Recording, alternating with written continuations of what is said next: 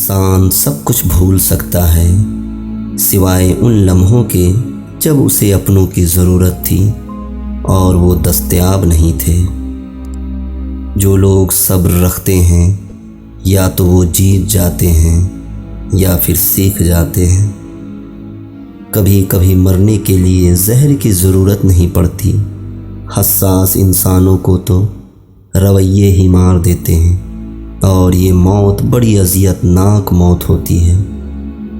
جب واسطہ اور رابطہ صرف اللہ سے جڑ جائے تو دل ٹوٹا نہیں کرتے۔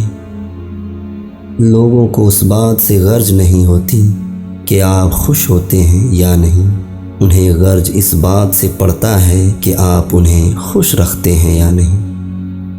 کبھی جو زندگی میں تھک جاؤ تو کسی کو کانوں کان خبر نہ ہونے دینا، لوگ ٹوٹی ہوئی عمارت کی اینٹ تک اٹھا کر لے جاتے ہیں۔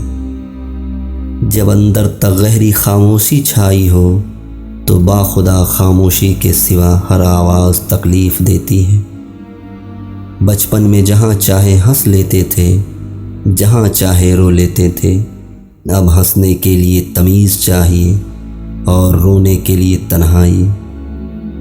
دیواریں صرف کمروں کی نہیں ہوتی، دلوں کے گرد بھی ہوتی ہیں۔ کئی خواب اور کئی خیال انہی میں قید رہ جاتے ہیں۔ جب کوئی اچھا لگتا ہے تو اس کا برا بھی اچھا لگتا ہے۔ محبت اندھی نہیں فراخ دل ہوتی ہے، عیب نظر آتے ہیں مگر نظر انداز کر دیتی ہے۔